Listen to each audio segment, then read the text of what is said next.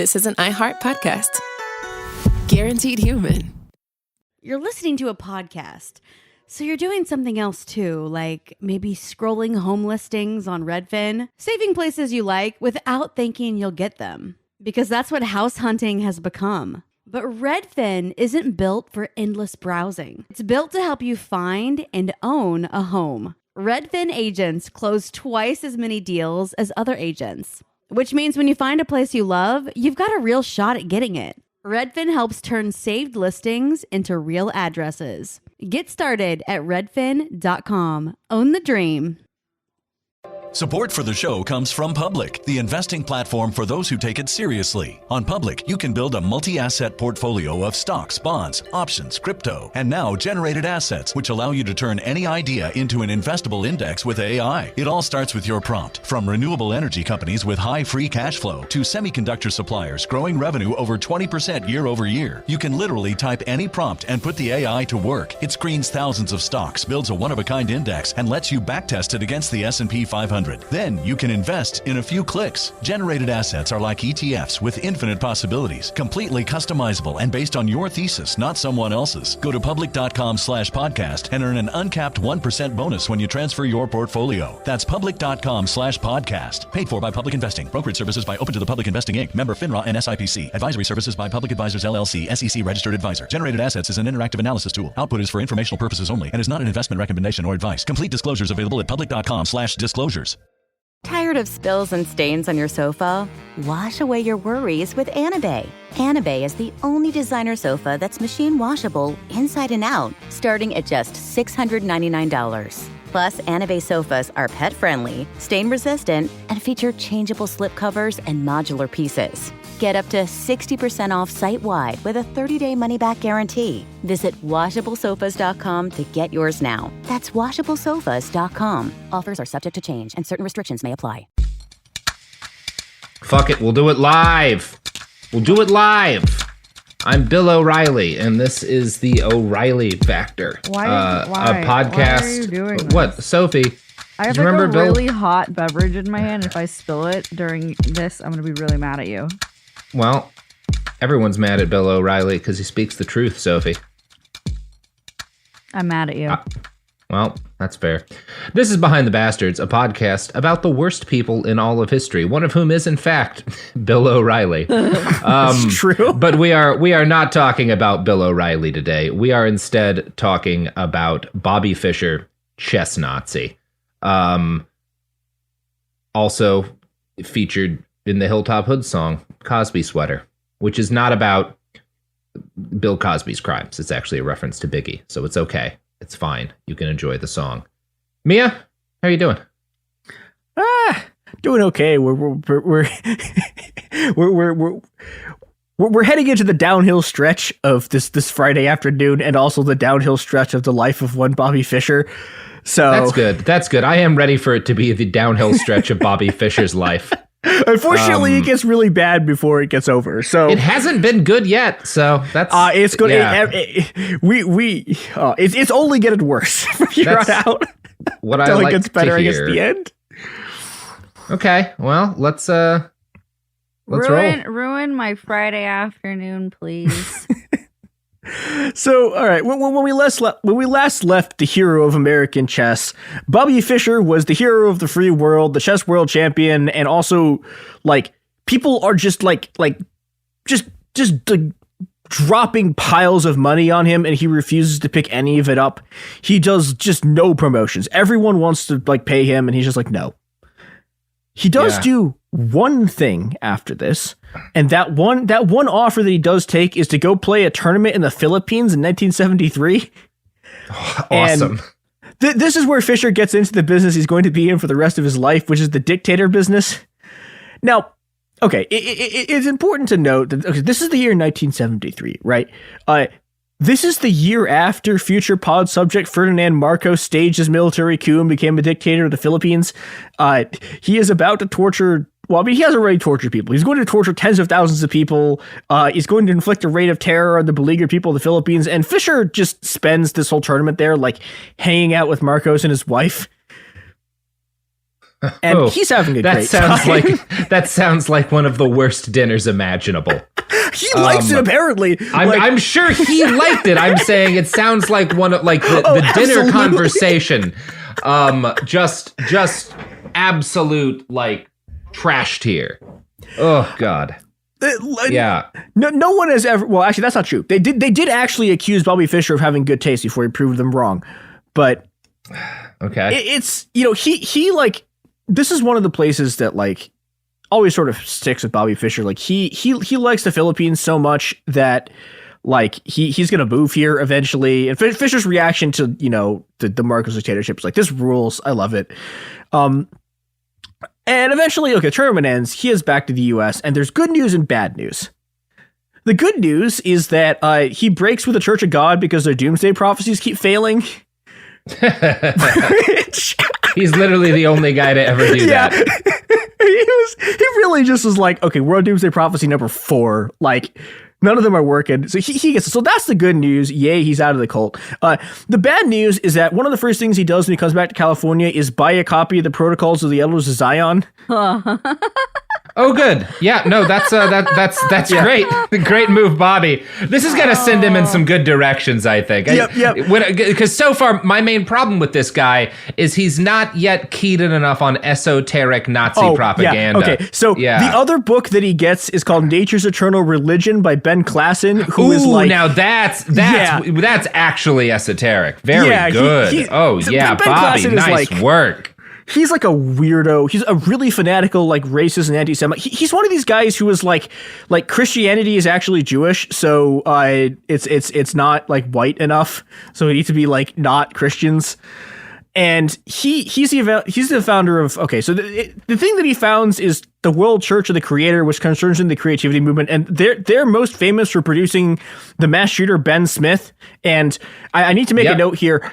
This is not the mass shooter named Ben Smith from Portland from last year. This is a completely unrelated mass shooter named Ben Smith from 1999. And look, if you're listening to this podcast and you're also a Ben Smith, your ass is we got an eye on you, motherfucker. Be careful. Don't do any bad things. Yeah, please God, we don't need a third Ben. It was played out after the first time. It was played out before the first time. It was definitely played out before the first time. Third time is not the charm. Do enough with the Ben Smith. Anyway, make Ben Smith just a normal name again. This Ben Smith goes on just a murderous rampage, shooting Black, Jewish, and Asian people before just going out like a tiny baby in a car chase, and. At this point, but Bobby's getting real weird with his anti-Semitism. He sends his 2 Jewish friends a copy of a book called The Secret World Government by, oh God, I have confidence I can kind of do this name. Major General Count Chirrup Spiridonovich, which by the way, that book. No, that's not a name. I'm sorry. You need to walk me through how that fucking thing is spelled because I simply don't believe you. It's CHEREP-SPIRIDOVICH. What kind of place is this motherfucker from? This guy is a Russian white. Well, he was originally a Russian admiral, and then a Russian white army admiral. Yeah, he's in the fucking pro-czarist. See, look, you're not gonna hear me stand up for the Bolsheviks all that often, but. My God, did those people suck? Look, any culture that's putting out names like that, you're gonna have to line some people up in a basement. I'm sorry, it's the only thing to do with names like that. This is one of those guys who they absolutely should have shot. He's unacceptable name. Yeah, well, and also he's a major guy who's he's basically an anti-Semitism organizer. Yeah, so that sounds right for the White Army. So he writes this book about how a Jewish Mongol cabal is running the world. Oh, sure. Yeah, no, that honestly, I'm back to having respect for this guy because that is not one. I have heard of every kind of Jewish cabal except for a Jewish Mongol cabal. That's very good. I think my understanding of this is that this is the thing about There it are makes certain sense. kinds of there's like kinds of Russian nationalists who are like insane about the Mongolia, like the invasion. Well, and there's a big part of especially this era of anti. I mean, it bleeds through to today. But one of the big things Hitler would talk about is the idea that like all forms of social justice and tolerance are Jewish plots, and the Mongols, for all of their flaws, were pretty tolerant of other religions, right? So, like that was like a factor in their governance. Like they didn't really care. What you believed. Yeah, they okay. Like they did lots of genocides, but not because you believed something. So it's not because of religion. It's their mode of genocide is: are you a pastoralist or not? Which is a very different thing from this kind of stuff. I can see someone being like, "Well, the Mongols were tolerant of other religions, and so that's part of this like Judeo-Bolshevik conspiracy to water down, Orthodox Christendom." Except he thinks the Mongols are like still like it's a Mongol Jewish. I don't know. He's very weird. Is it like the Mongol equivalent of the guys who think that the Queen of England still secretly rules the world? I don't know. I didn't read this book because I was like I'm not. I can't. I read so much bullshit for this episode. I was like absolutely not. Look, find a Mongol and ask them, are you secretly running the world? I have family in Inner Mongolia. Do your own research, which is not actual Mongolia, but it's pretty close. I could probably get across the border. I have always wanted to go. I want to go specifically for Nadam, which is like this big multi-day. Everybody goes to the city Ulaanbaatar and they wrestle and do horseback archery and drink heavily. And it sounds like exactly the kind of thing that I want to do. Yeah, it sounds like it fucking rips. Yeah.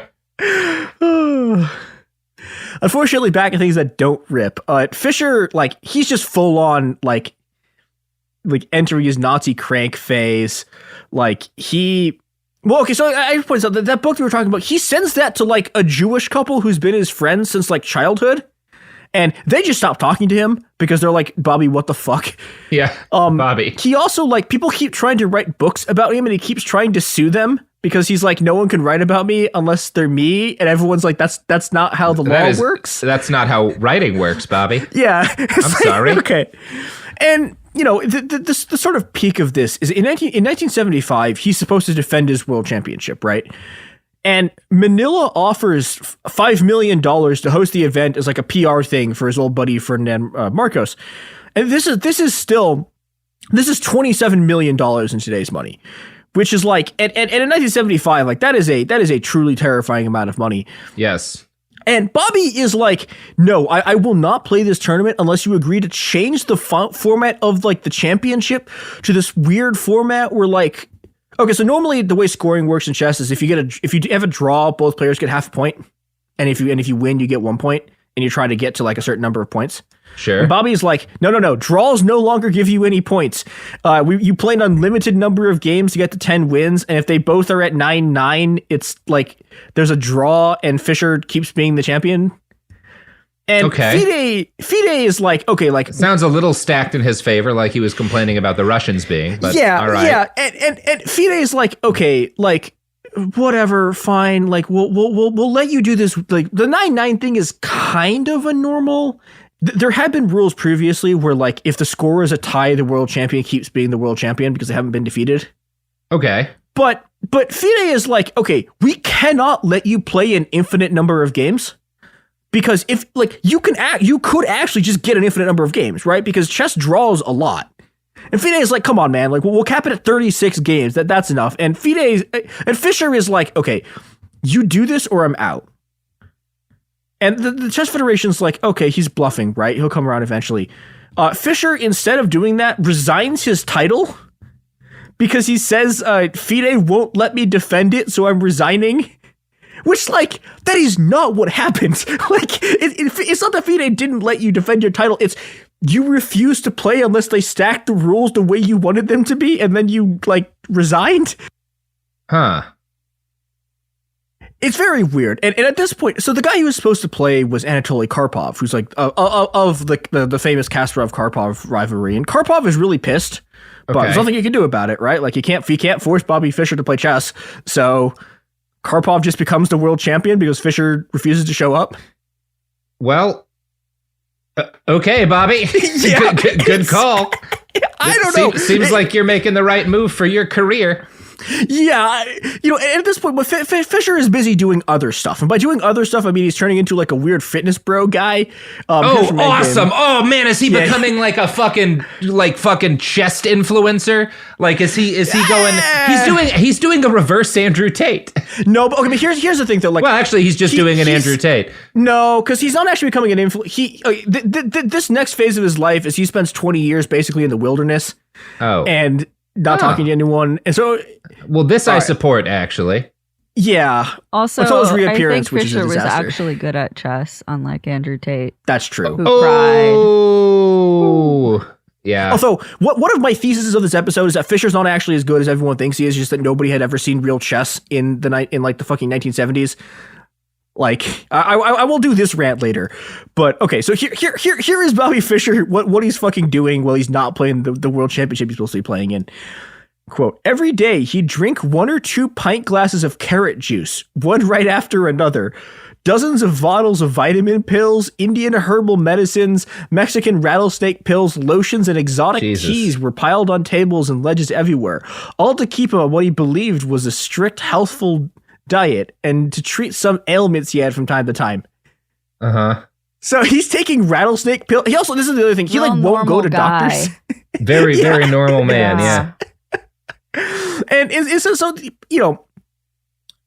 basically like locks himself in his apartment, and what he spends all of his time doing is like looking over chess games and then yelling about the moves people play so loudly that like people will walk past his apartment and hear someone yelling and be like, "What the fuck is going on here?" The second thing that he's doing, and this is another like kind of famous Fisher story, is that he's walking around handing out Nazi pamphlets. Which okay. Yeah, but the thing about this is this is okay. This is like fully his crank phase, right? Because if he wanted to be like an actual Nazi propagandist, he could have gone to the media and started talking about them. But instead, what he's doing is he's literally like standing on the street corner with pamphlets and then like putting Nazi pamphlets on like people's windshields. Well, I mean, I guess I do prefer that to. Oh, definitely. He's not a very crank version of this. Effective, not well. Okay, well, we'll get to what he is good at, but. While this is going on, he refuses to like take work or like make any money from endorsements, which again, everyone is trying to pay him. He just refuses to sign contracts at this point because he's so paranoid. And so this means that he has no money, right? And he blows through all of his original Chess World Championship money. And in order to like survive, he starts living off his sister's Social Security checks.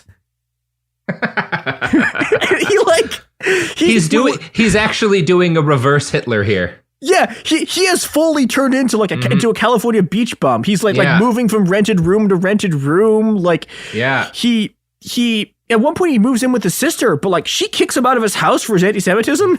Wait, so wait, is he stealing the money from her, or is she giving it to him? She just doesn't want him in the house. I guess that makes sense. Well, because like this is like.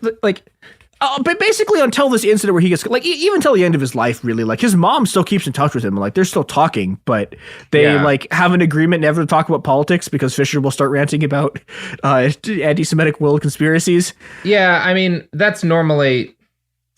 Yeah. Okay. Very, very.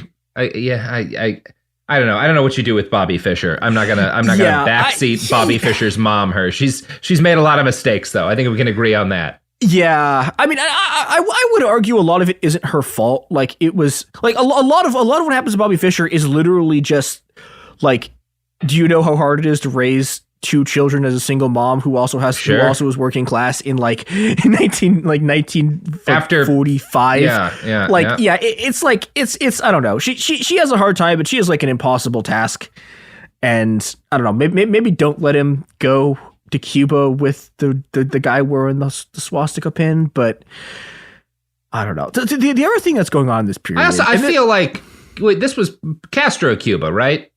No, that was pre-Castro. Okay, no, Cuba. this is Batista Cuba. Okay, that makes sense. I feel like Castro Cuba probably wouldn't let a guy with a swastika pin in, right? That has to be one thing they'd be good about. To be fair, he did really like Franco, so yeah. Well, okay. You never know. Okay. So the other thing about Bobby Fischer, like one of his other big things, he's just like from the time he wins the world championship, he becomes absolutely convinced the KGB are trying to kill him. And so he starts walking around with like basically like belts of potions that are supposed to save him if they're trying to poison him. At one point later, he starts wearing like the modern equivalent of like a 1600s buff coat. He's wearing this like leather jacket that's like 5 inches thick because he's like, if they try to stab me, the coat will stop it. He's okay. You know what? Amazing. I was worried you were going to be like, yeah, he started walking around with a bunch of guns and this was going to go in a dark direction. No. But potions and leather armor is pretty cool. He is kitted out like he's heading to Baldur's Gate. Yeah, it's and like as a result of this, right? He like it gets to the point where nobody even recognizes him as Bobby Fischer anymore. There's at one point there's a very famous story about him where he's in California, he's like wandering around the streets, and there's a robbery nearby, and the cops think that he matches the description of the suspect, and so they arrest him, and then they just keep him there because they think he's sketchy. And he after this happens, he writes this pamphlet called "I Was Tortured in the Pasadena Jailhouse," and I'm going to read a little bit of it because I think it gets at what's going on in his mind at this point. I was immediately handcuffed in a brutal fashion. The police pushed my hands away, way up my back, and caused me considerable discomfort and pain. Later, I saw that the metal had torn into the flesh of both my wrists. I was put in a police car, but I was unable to move far back enough for them to close the door because there was some kind of hump in the middle of the back seat. After several attempts to shut the door by brutally pushing my right leg with his left leg, the officer finally succeeded in closing the door by pushing my leg in with the door itself. That sentence has been going on for like a century. Yeah. Later, I saw that my right knee had turned black and blue, and like the stuff he's talking about, like he talks about how he was like stripped naked and like forced to stay in an empty cell with no food or water, and like a lot of people kind of make fun of this, and I think this is absolutely plausible. Like, yeah, this is all stuff that like people who I know have been in jail have like had cops do this to you because cops. But on the other hand, he's like fully in crank mode now, and he's fully convinced that like this entire thing is a setup, and it's been like orchestrated by like, well, the Jews, because he's unbelievably anti-Semitic at this point. He's convinced that like this whole thing is like a government plot. And the thing about this, right, is if he'd actually gone to like the New York Times and been like, hey, I got tortured by the cops, they would have covered it, right? Like everyone still wants to talk to him, but instead he's fully a crank now, and he just like publishes his pamphlet with like $1,000 of his own money and like walks around handing out copies like on the street to people.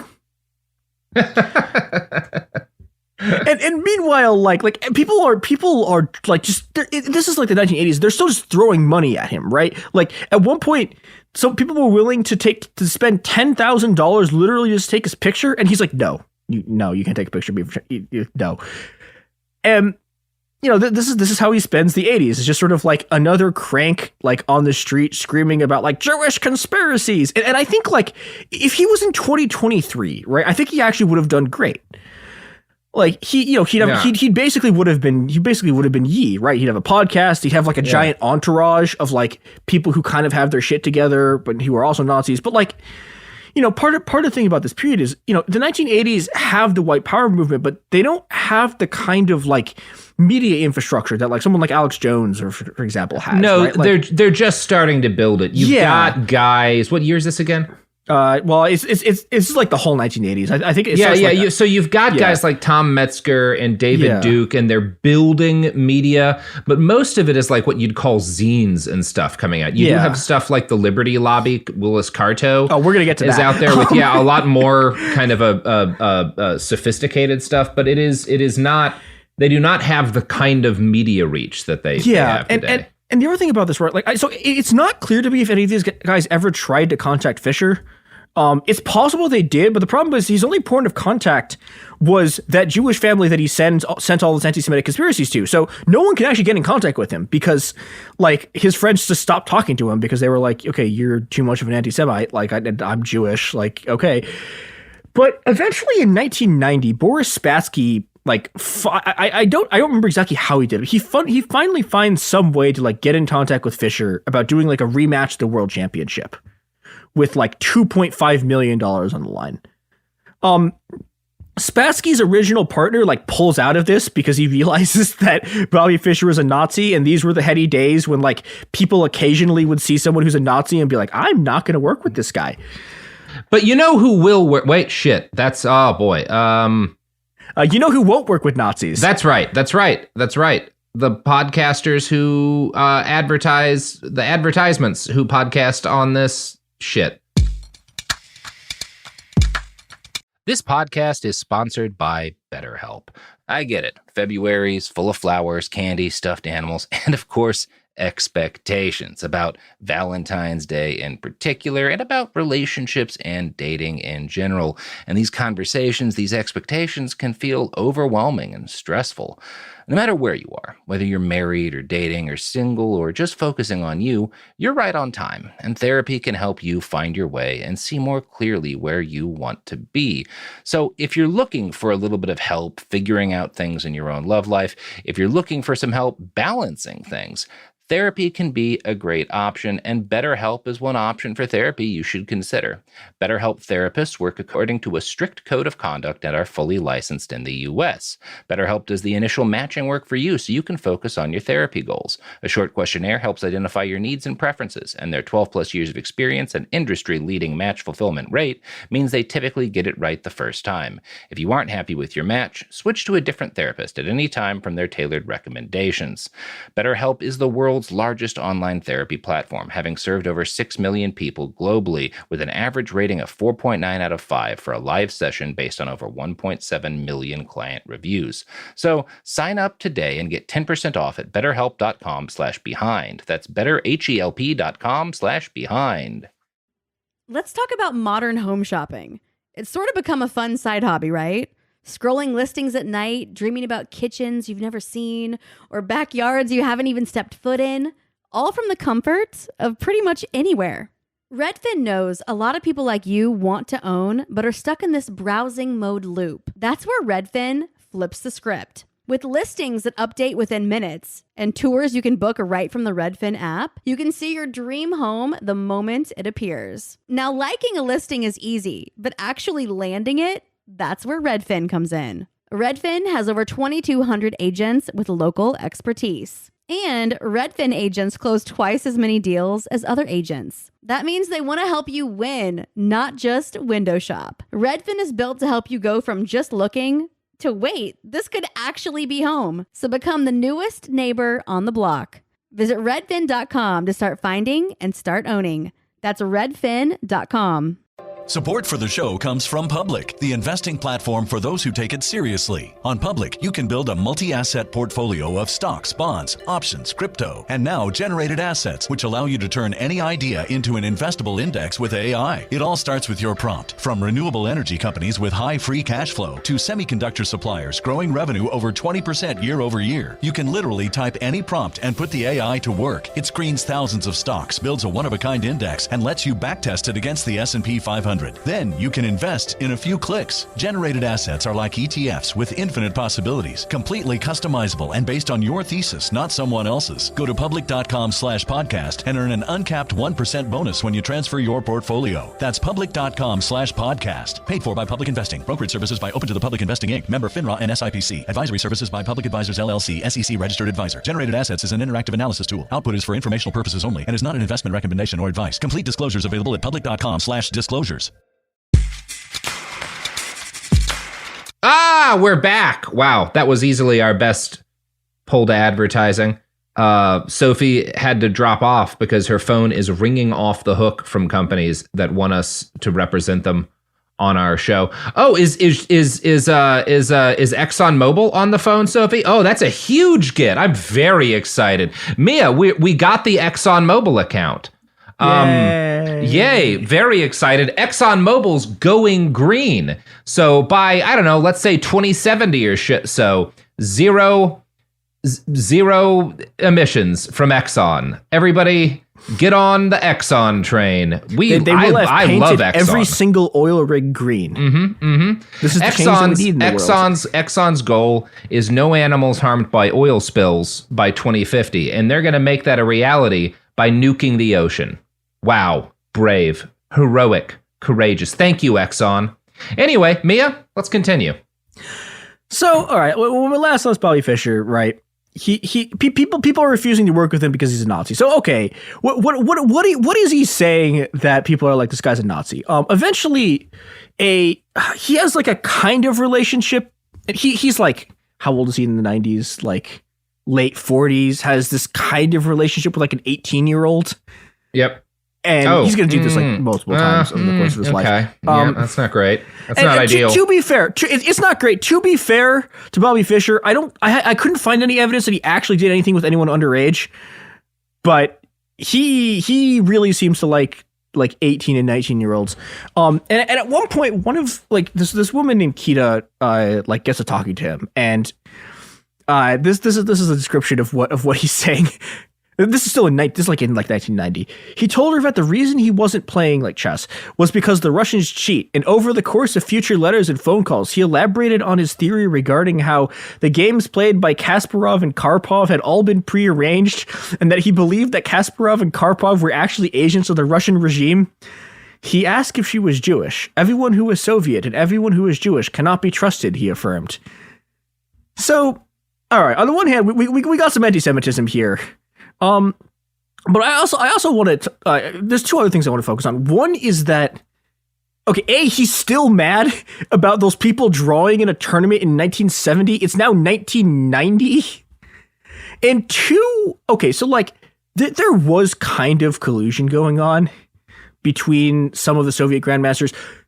The Kasparov and Karpov games, and I cannot emphasize this enough, are absolutely not being rigged. This is nonsense. Kasparov and Karpov, for people who don't know, are like the two best chess. Karpov basically from about 1975, and then Kasparov comes in like the mid 80s. And these two are the best, indisputably the best players in the world who aren't named Bobby Fischer for like this entire period.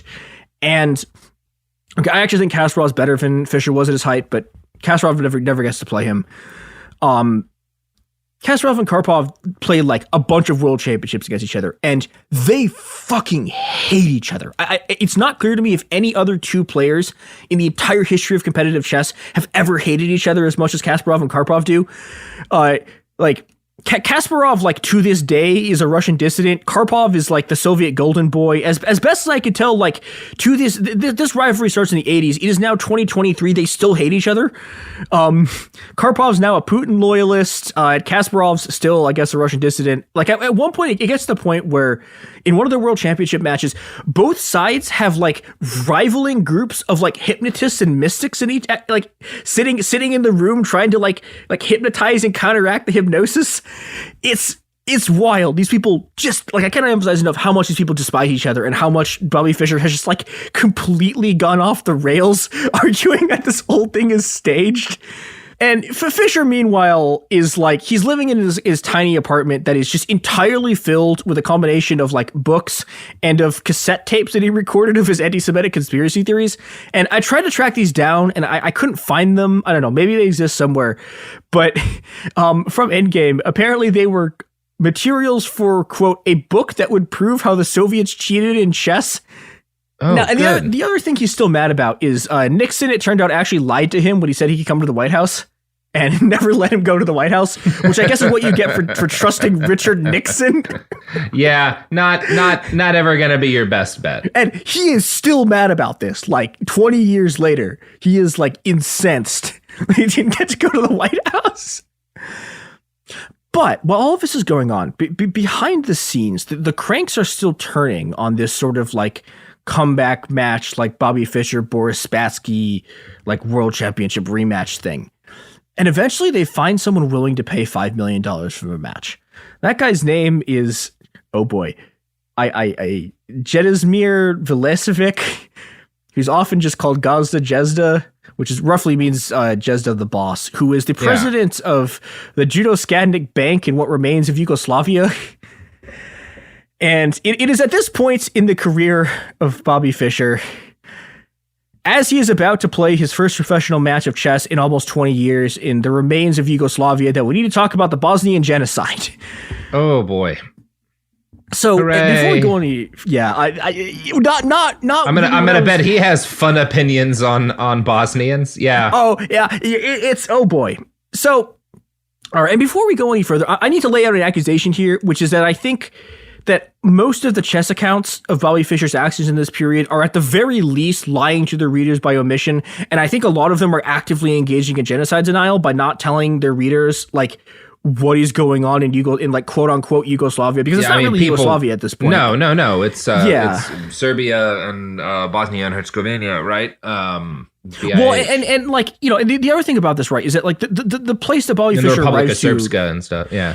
Well, so it's 1992, and like, technically speaking, there is a country called Yugoslavia, and when people write about this, they'll be like, "Oh, you played in Yugoslavia," but this is not like Yugoslavia in the sense of like the state that had existed up until this point. This is basically a rump state controlled by genocidal Serbian ethno-nationalists. And but by the time Bobby Fischer gets there, he gets there in late 1992, right? The siege of Sarajevo has already begun. There's a bunch of peace protesters have already been gunned down by Serbian militias. The Yugoslav People's Army, quote unquote, is just fully under control of the sort of Serbian ethno-nationalists, is shelling the city of Sarajevo. And the other thing that's important to understand about when Fischer gets there is that the Bosnian genocide has already started. Right. Yeah. But Bosnians are already, Bosnian Muslims are being rounded up and killed by Serbian forces. Serbian militias have already set up concentration camps. Yep. The sort of like the mass rape of Bosnian women has started. And, we are like, by the time Fischer is going to this place to do his first public appearance in 20 years, we are like well into one of the worst things to happen in Europe in a century that saw Europe have some of the worst things that's ever happened in a 200,000 year history of humanity. Yep. And it's like by the time the tournament has started, like there are already 50,000 people dead in the series of wars that sort of the Serbian ethno-nationalists have waged against sort of Croatia and Bosnia. And like to get a sort of sense of how bad things are if you're Bosnian, right? So the Serbian like ethno-nationalists have at this point, they have taken control of like one of the world's best equipped armies, right? Like Yugoslavia was like a giant arms exporter. So for an idea of how good, relatively competent the Yugoslavian military was, read Balkan history all the way up to the period where Tito takes over, and then read Balkan history for the period where Tito is in power. Like, they keep the Balkans for quite a while from going to war, and no one else really does that. Yeah, and but the problem is, again, by this point, like the Serbians have just fully taken over that army, and when the war against when the Croatians like try to like when the Croatians like leave Yugoslavia because their alternative is staying in there and being ruled by like Milosevic and these sort of like just absolutely psychotic people's hero Slobodan Milosevic. Like by the time they start this, like the Croatians are like raiding their own museums and like going to film sets trying to find old World War God, why can I not say World War II? I don't know. Hack and a fraud. Just call it WW2. Yeah. They're finding old WW2 weapons. Or the old dub-dub-dose. That's my favorite way to say it. Yeah, like they are like in film sets recovering weapons that were originally like dropped into Croatia by Tito and the partisans in like 1943. And okay, so if you think the Croatians are in bad shape, those are the people the Bosnians are buying weapons from. Are the guys raiding their own museums for World War II era weapons? So that's gonna go well. Yeah. So Bobby Fischer is playing in a chess tournament in a country that has already committed a genocide, right? They are already doing it. It has already started, and this entire tournament is being run as a PR op by Gaza Jezda as this this sort of like statement against like the U.S. and UN like sanctions against Serbia, and like we're going to show the world how ridiculous these like oppressive sanctions are. And you can talk about how much good those like sanctions did or didn't do. I mean, there's one part of it that like doesn't get talked about very much, which is that so there's a weapons embargo, right? That's imposed on Yugoslavia, but it's also Milosevic pushes for it to get imposed on literally everyone. Which means that, this weapons embargo is kind of fine for like the sort of Serbian army because they already have all these weapons. But, the Bosnians can't now like are under sanctions and can't buy weapons anymore. And, okay. So. So in an effort to stop violence, the international community limited the group of people who already didn't have guns from getting more guns. And then they were victims of a genocide. Good thing that's never happened again. Yep. Oh God. And like part of the other story about this is like the Serbians really think, and they're right for a lot of the period of time the genocide's going on. Like they think they can get the West on their side because the West will be like, oh, we need them to fight like Islamic extremism. Yep. And, that famously never led to anything absolutely horrific happening then or later.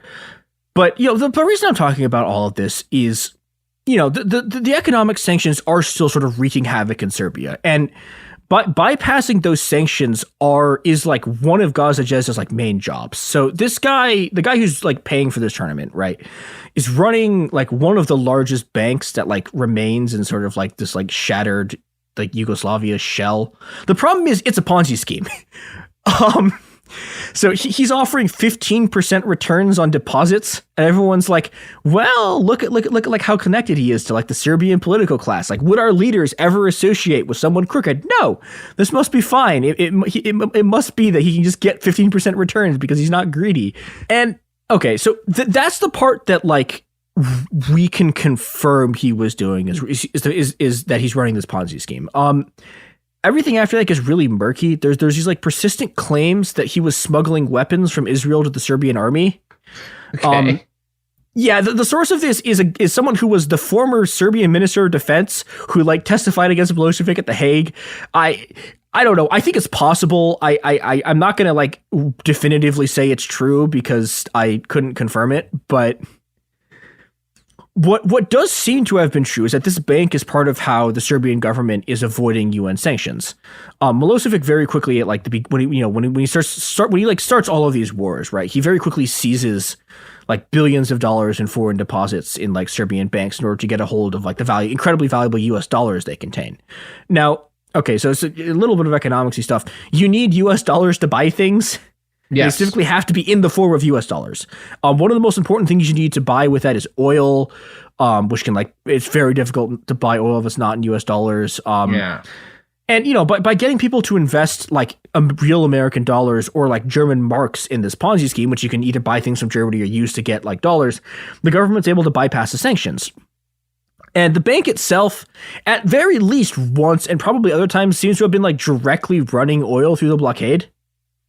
Now, Jezda also claims that Milosevic like forced him to fund a bunch of paramilitary like death squads, and I don't know, like the guy's a pathological liar, so who knows if that's true. On the other hand, there are a bunch of death squads in this period that are getting funded by partially the Serbian government and partially like incredibly sketchy sources. So who knows? He might actually be telling the truth here.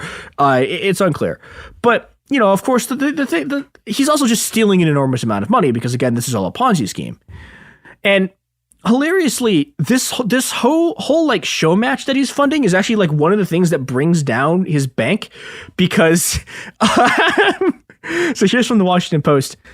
The court acted, alleging that the bank had failed to make promised payments to private enterprise, which is another bank, including those for leasing the Svetli Stefan, the resort where Jalsa staged the opening games of the chess match between Bobby Fischer and Boris Spassky last September.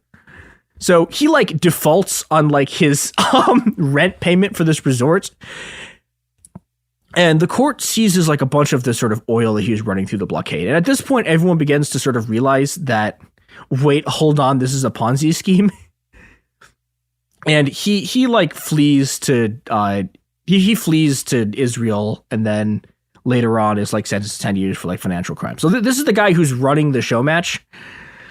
And okay, here's from Endgame about sort of what the effect of this show match is. When the match's venue was moved to Belgrade, Slobodan Milosevic, the president of Serbia, met Bobby and Spassky and asked to be photographed with the two. He used the occasion to trumpet his propaganda to the international press. Quote, "This match is important because it is played while Yugoslavia is under unjustified blockade. That, in its best ways, proves that chess and sports cannot be limited by politics." Milosevic was later charged with crimes against humanity by the International Criminal Tribunal in The Hague and died in prison. He sure did.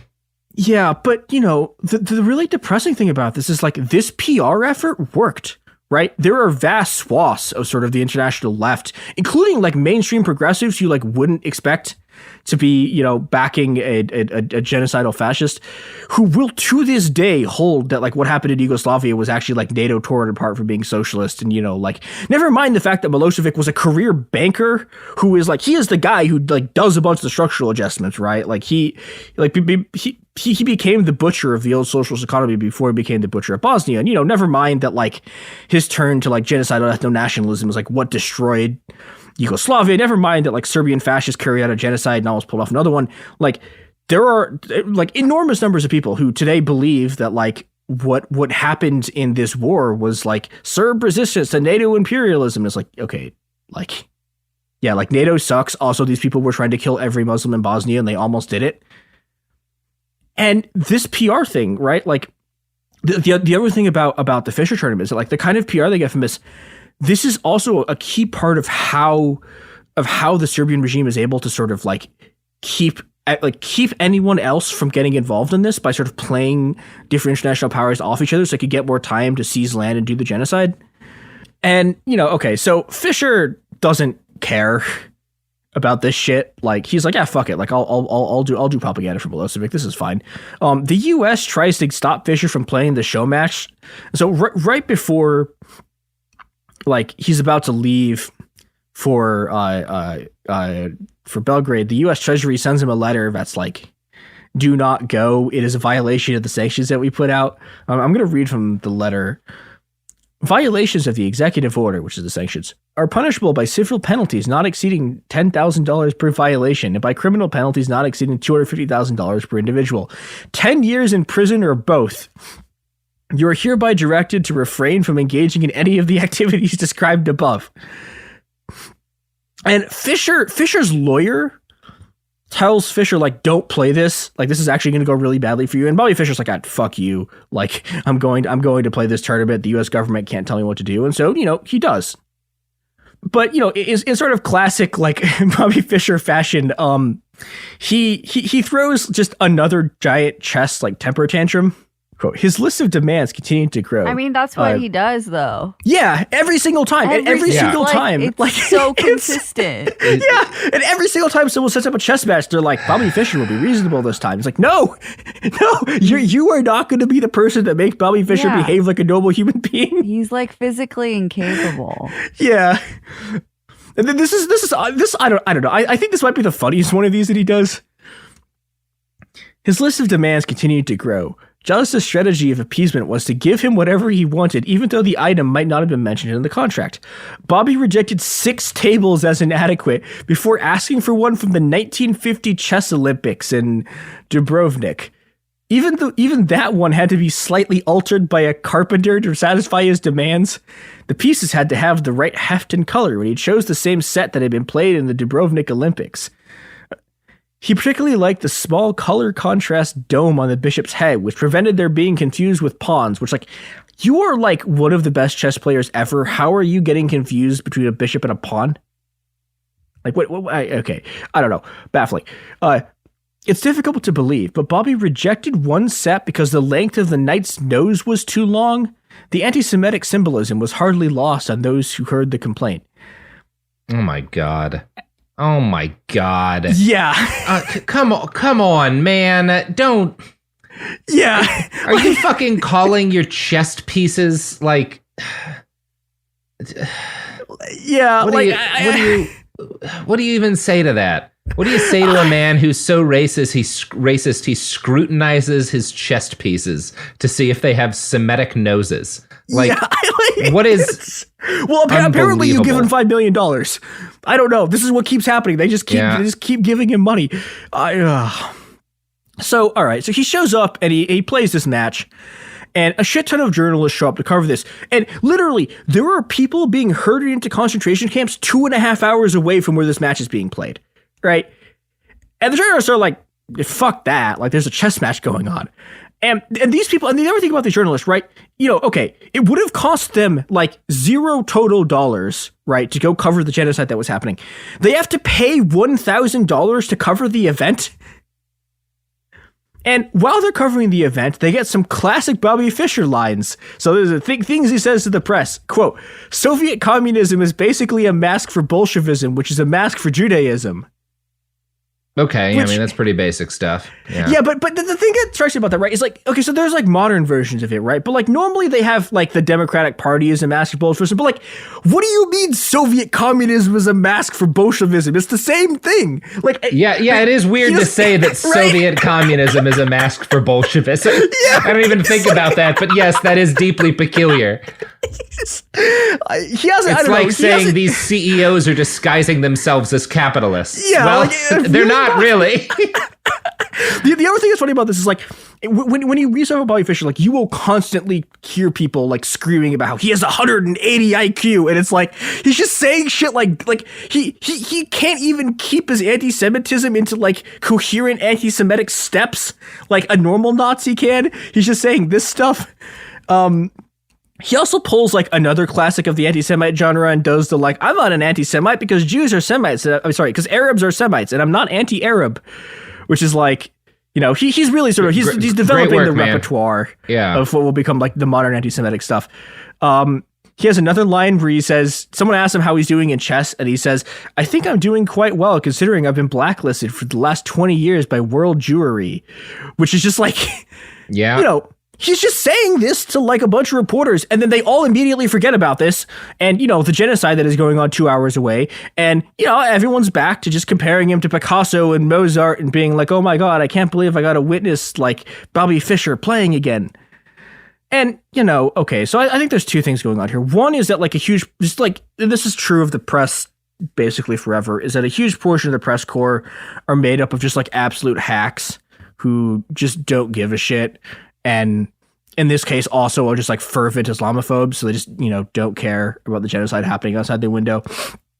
And the second part about it is that they're sort of like bewitched by this chess, right? And I think like we have a better perspective on this than they do because, you know, this is the year 2023. I have seen God play chess. I have watched AlphaZero, an AI program, like tear a 3600 rated bot apart like tissue paper in a game that like only bears like a tenuous resemblance to anything you would call chess.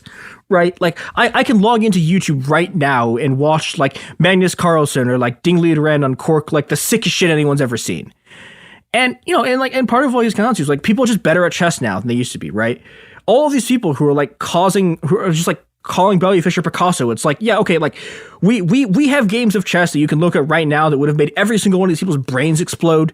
Like, nobody writes about Magnus Carlsen like he's Picasso, even though, again, Carlsen is better than Fischer is. Like it's basically like indisputably is better than Fischer is, and nobody calls him this. Like you know, we no longer have to respect Bobby Fischer's chess. It is the year 2023. My dishwasher can beat him. Not a joke. Actually, could my dishwasher has enough computing power, and it's a piece of shit, but it has enough computing power to run a program powerful enough to beat Bobby Fischer. And I'm sick and tired of pretending that like that's not true anymore. And you know what your dishwasher couldn't do is fucking take me on at Warhammer 40,000. That's true. It actually, come on, it probably could not do that. 2,000 points of orcs versus 2,000 points of whatever you want to pick. I'll throw your ass down. Come on, dishwasher. You can't even paint. You're not going to be able to get 3 colors in a base on those models, so I win by default. Dishwasher. I think you can. No, because you just throw the dishwasher. You're right. You might be able to make that work. Yeah, but you know, okay, like back to what's happening here, right? Is that even in the 90s, right? It's been 20 years since he did this. The Cold War is basically over, but the sort of mythos of Fischer is like still powerful enough that like all of these people are just sitting there while the genocide's happening, fucking 2 hours away, and are being like, oh, hey, look, it's Bobby Fischer. He's playing all the chess again. And, you know, this all is an enormous, like, PR success for Milosevic. It's an enormous PR success for everyone involved in this sort of genocide. And Bobby Fischer's like, okay, I can parlay this into getting a chess career back. The problem is that in December of 1992, he gets an indictment from a grand jury for violating the sanctions in the U.S., so instead of trying to restart his chess career, he's like desperately scrambling across Europe with like some members of people who I think are like part of like the Hungarian royal family or something, trying to like desperately not get like arrested for being a wanted criminal for breaking these sanctions. But you know who's not a wanted criminal for breaking sanctions?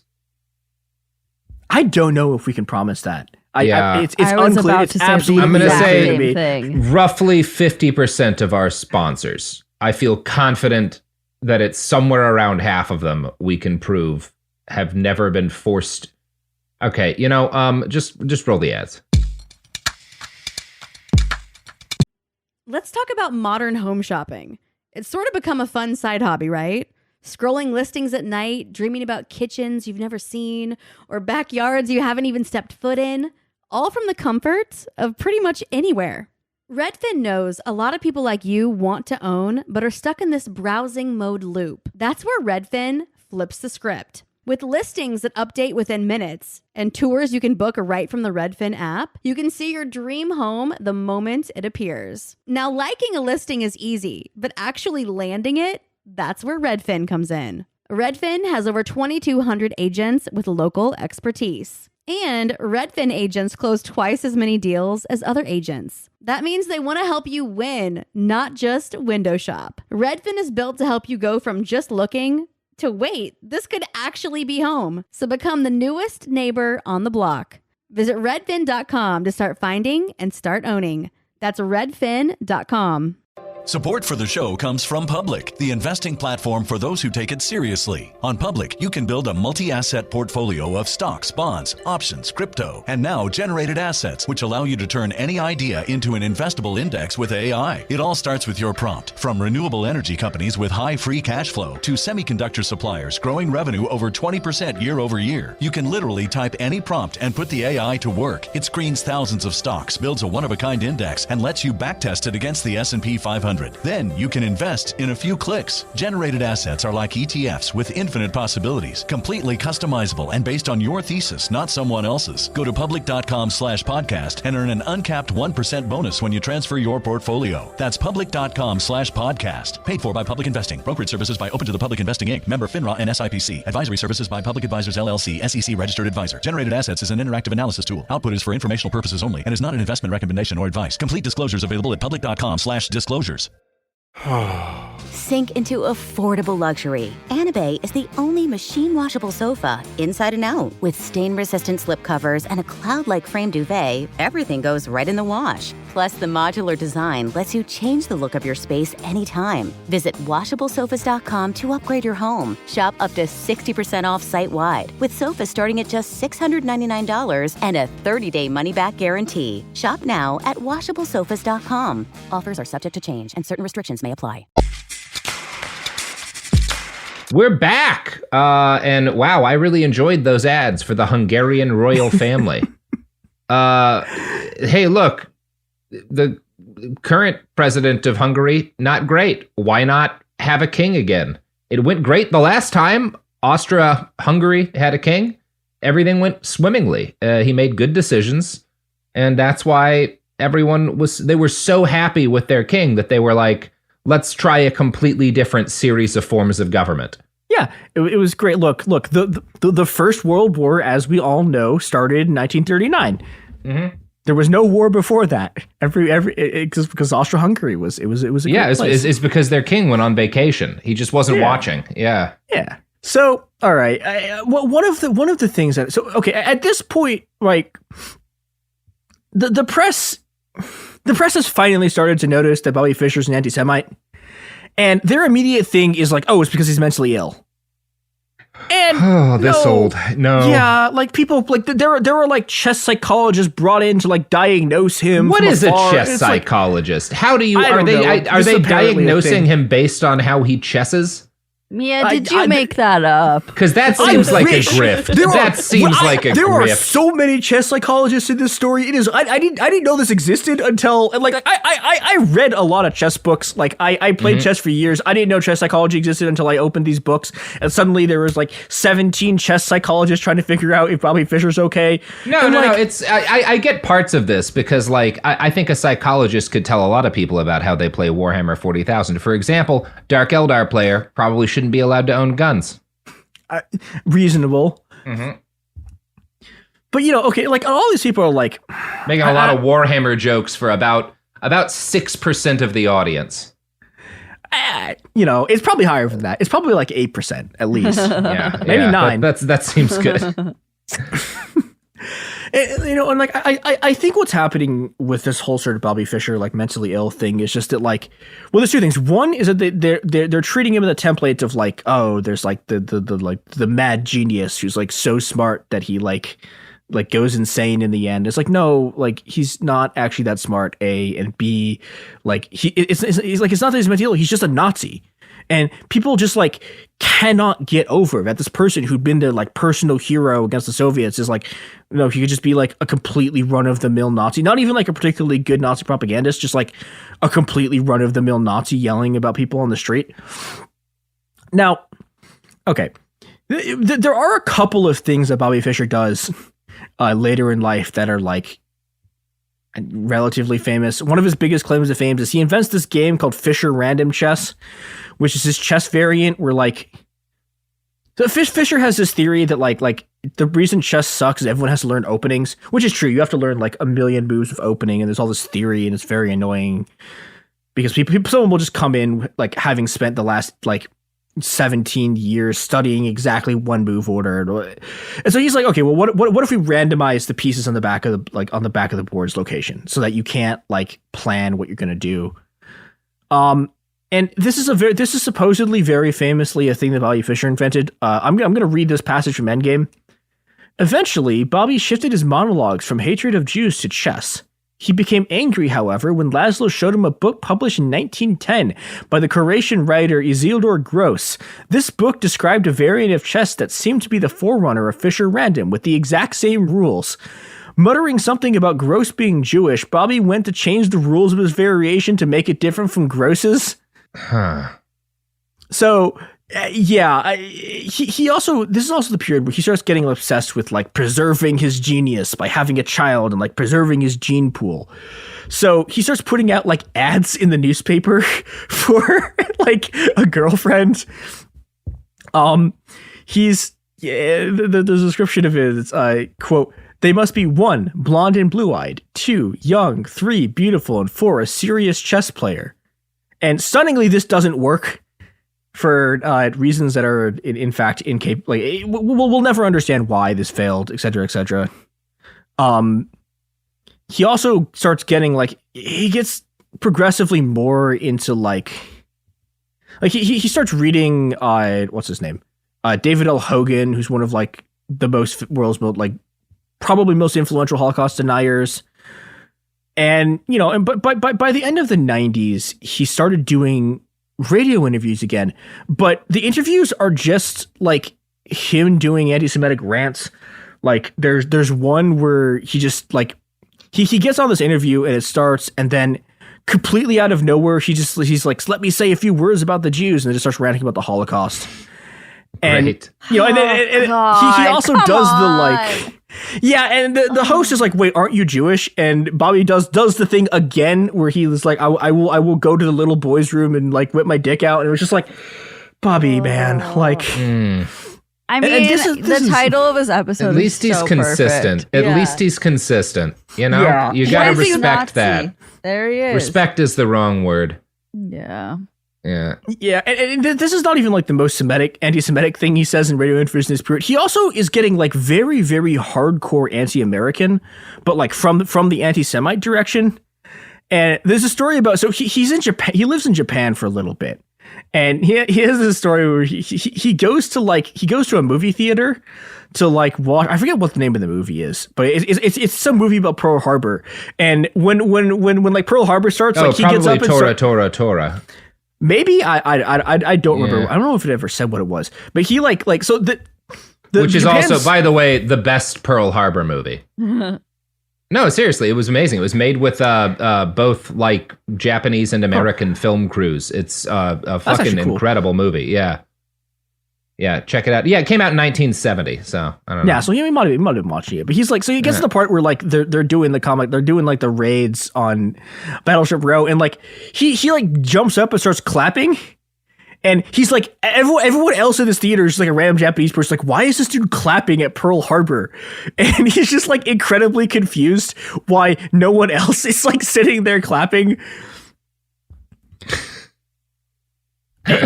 Really? It's what the fuck? It's a whole thing. Awesome. He also there's another thing. One of the other things he's obsessed with at the end of his life is so he has this like storage locker that he put like some of his annotated chess games in, but he never pays the deposits. And so eventually they like still hold his stuff, even so they change the deposits.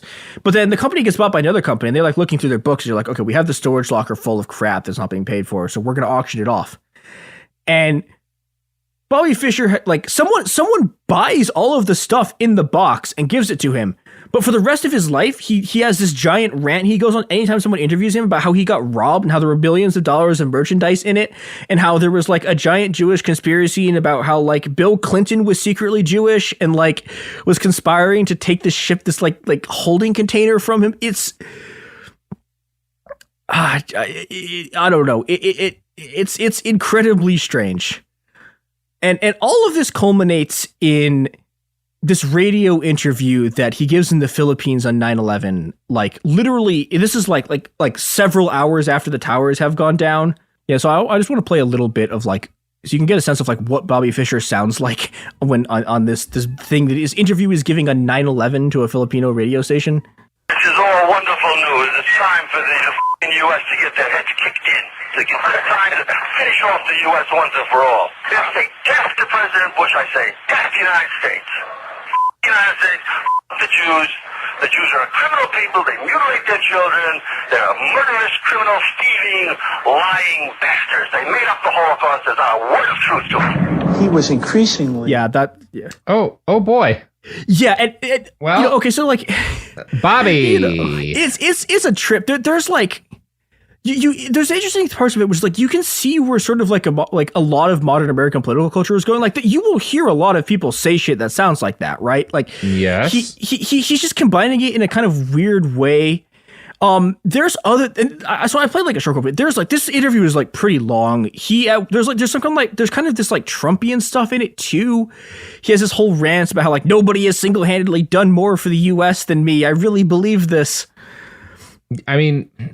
Man, you played a game. You move plastic pieces around a board. And senior two of the most powerful American politicians who have ever lived had to like call you in order to get you to play the game. Yeah. And so the most famous part of and so somehow we like okay, so as this interview goes on, it gets progressively more anti-Semitic, and he goes on this rant about how he's hoping that like the country will be taken over by the army, and they're like they'll like close all the synagogues down and then like start arresting everyone who's Jewish and like executing them. Yeah, a little QAnon-y, sure. Yeah, and this finally does not go well for Bobby Fischer, and I think like. Fischer's kind of Nazism, I think, it's something that kind of could have worked in the modern U.S., but the problem is like he's gotten to a point where he just has no ability to sort of like quote unquote hide his power level. Like all of the modern American Nazis like believe this shit. It's just that like they're slightly smarter than he is and don't say it out loud. Yeah, but he's a couple of moves behind, you might say. Yeah, and like, but he's also simultaneously like a bunch of moves ahead, right? Because like if you look at the lines that he's taking, right, it's like pro-Serbia and the Bosnian genocide, like being against the Iraq War, but also being anti-Semitic. Like these are all coherent political positions in the U.S. after he dies. Yep. It's just that like he even has a rant about how he like appreciates the cultural purity of Islam because they're not like degenerate and shit, which like could have been an Andrew Tate thing. Yeah, yet another similarity between him and Andrew Tate. Yeah, it's just that like he just wasn't like good at doing the press. And this finally, Bobby Fischer, like finally after literally decades of him saying shit like this, and there's a bunch of other interviews before this that he's given where he says stuff like this, like finally, again, and he's saying shit like this, like in a press conference in Belgrade while the genocide is going on, and nobody cared. But he made a mistake, which is that he said it on 9/11. And yeah, that's not going to go well. And he is the first person on earth to learn that the line is 9/11. Right. Yeah. Like, right before Gilbert Gottfried. Yeah, Man, he even beat Gilbert to that fucking punch. That's one of Robert's favorite things to bring up. I love Gilbert Gottfried's 9/11 jokes. But like Fischer, like, okay. One of the enduring legacies of this though is when people write about this, right? Like, the part they're the most horrified about tends to be the celebrating 9/11, and they tend to downplay the part where he says he wants every Jew in the U.S. rounded up and killed, like. Because like again, like the thing that he violated was like what's going to become the sort of sacred tableau of like 9/11. Yeah. But and this is finally the moment where like the chess community turns on him. He gets kicked out of FIDE. So they let him back in later on, which is okay. FIDE, like sure, a choice.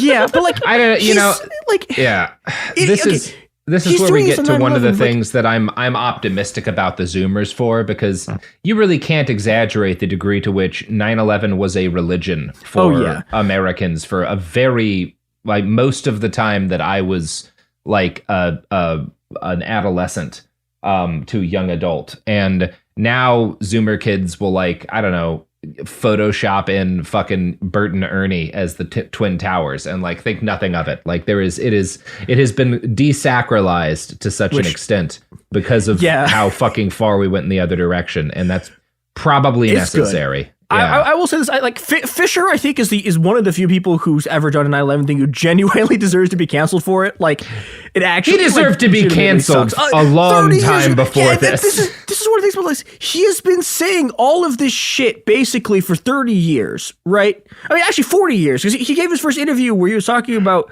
like hating the Jews in like fucking 1966, like 1962. Well, right. Look, I think on behalf of Cool Zone Media. On behalf of the United States, I'd like to say thank you, Osama bin Laden, for canceling, getting Bobby Fischer canceled for all of us. Thank you. OBL, yet another dub. What? I really like having health insurance, so shut the fuck up. Mia? You can't get canceled for that kind of thing anymore, Sophie. You can't, Mia? Okay, so, I think a big part about this also was the fact that everyone put up with this for so long was a sign. I think it was sort of like incredible amount of time. Yeah, people were just fine with it. Yeah, and like this is a period where until it's like a man from Saudi Arabia stepped up to. Okay. Oh my god! This is make. I wonder who would win in a Bin Laden Bobby Fischer anti-Semitism off. That would have been a. I don't know. Pretty close. That's an aliens versus predator situation if I've ever heard one. But like like this is the thing. Like although I guess I might say Bin Laden did win. So that's true. Yeah, he lived longer than Fischer did. So yeah, I mean like like Bobby Fischer, like this was the U.S.'s guy in the Cold War, right? Like he was America's hero, and like this is the guy that he is. But like it's interesting. Fischer is smart enough to recognize that he was just like nobody actually like cared about him, right? He was just a sort of like a tool of like the American Cold War machine. But he's a neo-Nazi, so the conclusion he draws from this is just like more neo-Nazism. But on the other hand, after 9/11, the U.S. actually like starts planning to go after him. And in 2003, the Justice Department, in a move that is defined by the Bush administration's incredibly questionable grasp on legality, like revokes Fischer's passport without telling him. Now, they can't actually do this. It's like, funny, but not. It's the Bush administration versus Bobby Fischer is another one of those sort of alien predator things. Like, it's not good. In 2004, Bobby Fischer he's in Japan. He's trying to like fly home to the Philippines, and he gets arrested. Now, this is kind of funny in that like Bobby Fischer getting arrested in Japan is like he really went to Japan thinking these guys were like his boys, and then they hold him in airport jail, which is apparently a thing that exists, and then move him to a maximum security like immigrant detention facility because he just keeps on like complaining and getting in fights with the guards. And okay, so like, yeah, like it's like at one point he starts complaining that his soft-boiled eggs were actually hard-boiled, and this leads to him getting into a fight with his prison guards. Awesome. I mean, there is a really big difference there. It's true. I'm like, and this is also, solidarity on the egg issue. Yeah, and I mean, and also like Bobby Fischer is not a good guy, right? But it's also worth noting that like every single Japanese police officer is at all times 2 bad days away from like hoisting the rising sun flag and hunting down every Korean in a 3-mile radius. So this is another they both suck situation.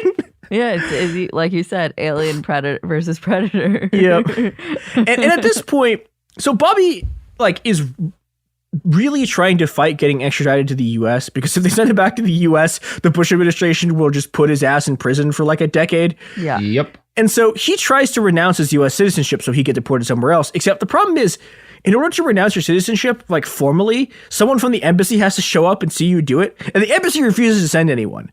So Fischer just does it on his own. Can't even renounce your citizenship, right? Wait, I just read where he tries to get asylum. Oh my god. Yeah, oh, it's so good. Oh, it's so funny.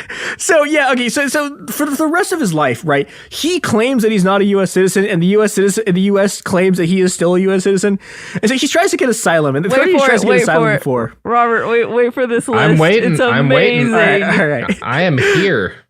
Germany, Cuba, North Korea, Libya, Iran, Venezuela, Switzerland, and Montenegro, all of whom are like, no, fuck off. Wow. Libya wouldn't even take him. Libya was when Muammar Gaddafi won't take you. Well, like okay, to be fair to Bobby Fischer here, this is 2003 Muammar Gaddafi, who's like cozying up to the Bush administration. So this is the worst time to be asking Gaddafi. This is the worst time, but he is also. But still, God.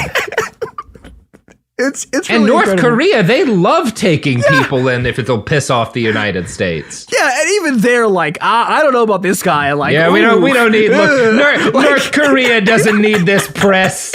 Yeah. So, all right, and while he's in like immigration prison, I don't know how to preface this, so I'm just gonna read it. Fischer then announced that he was going to marry Mayoko Watai, his longtime companion. I could be a pawn sacrifice, he said to the press. But in chess, there is such a thing as pawn promotion, when a pawn can become a queen. Bobby-san is my king, and I will become his queen. Which, okay. I got nothing. I don't know. So they get married, and after 9 months, Bobby's able to assemble like an incredibly elite team of random guys from Iceland. And because there's only 7 people in Iceland, like these random guys in Iceland are able to convince the Icelandic parliament to like give him citizenship. And so he's able to get I think it's what? He wound up getting a good one. How the fuck did that happen? Well, here's the thing though. He hates Iceland. Well, okay, I guess that's and so fine. He that's goes one to of the Iceland. better citizenships to have. It's true, yeah, it's a good one, but I don't know. He somehow finagles this. Icelandic politics is a joke. You son of a bitch! I want Icelandic citizenship. You didn't. Look, Iceland, if you're out there, give me citizenship. You'll get all of the benefits of having Robert Evans as a citizen. Mm-hmm. I assure you there's some. Yeah, we will be compiling a list, which we'll get after you give him citizenship. Oh, yeah. No, we'll have a long list.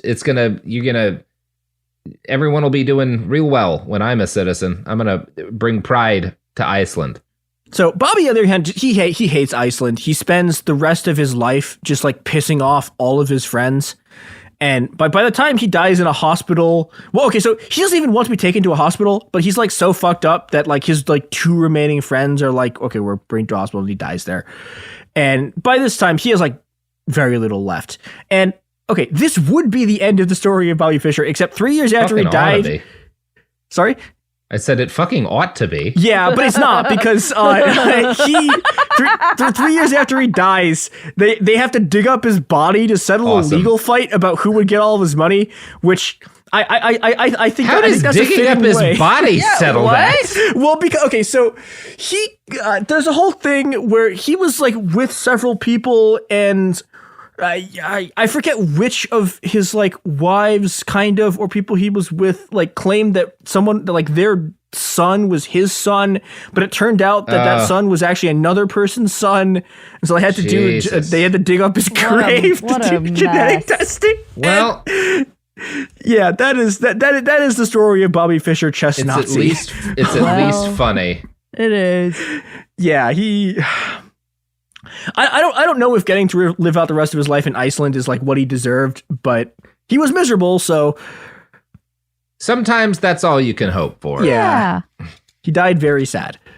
That's mostly what I wanted for Bobby, was for him to die sad, because I don't like him. Do you have any pluggables for us, Mia? Yeah, I do a podcast called It Could Happen Here. Wow, go brave. listen to it.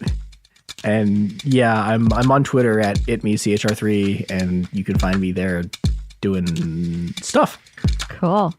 Hell yeah.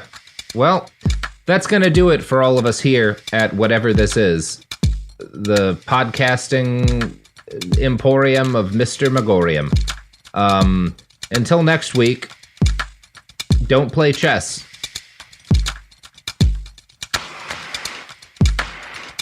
Behind the Bastards is a production of Cool Zone Media. For more from Cool Zone Media, visit our website, coolzonemedia.com, or check us out on the iHeartRadio app, Apple Podcasts, or wherever you get your podcasts. Life gets messy. Spills, stains, pet accidents, and kid chaos. But with Anabe, cleaning up is easy. Our sofas are fully machine washable, inside and out, so you never have to stress about messes again. Made with liquid and stain-resistant fabrics, that means fewer stains and more peace of mind. Designed for real life, our sofas feature changeable fabric covers, allowing you to refresh your style anytime. Need flexibility? Our modular design lets you rearrange your sofa effortlessly. Perfect for cozy apartments or spacious homes. Plus, they're earth-friendly and built to last. That's why over 200,000 happy customers have made the switch. Upgrade your space today. Sofas start at just $699. Visit washablesofas.com now and bring home a sofa made for life. That's washablesofas.com. Offers are subject to change and certain restrictions may apply. You're listening to a podcast, so you're doing something else too, like maybe scrolling home listings on Redfin, saving places you like without thinking you'll get them. Because that's what house hunting has become. But Redfin isn't built for endless browsing. It's built to help you find and own a home. Redfin agents close twice as many deals as other agents, which means when you find a place you love, you've got a real shot at getting it. Redfin helps turn saved listings into real addresses. Get started at redfin.com. Own the dream. Premier Protein. It's for getting after life, not just fitness. With 30 grams of protein, 160 calories, and no sugar added. Helping people fuel their joyful lives. With Premier Protein, you can say yes to more. Whether it's crushing a big presentation at work, building an epic fort with the kids, or hitting the hiking trail with friends. Premier Protein offers delicious flavors like cafe latte, chocolate, caramel, vanilla, strawberry, and cake batter, to name a few. Find your favorite flavor at premierprotein.com. This is an iHeart podcast. Guaranteed Human.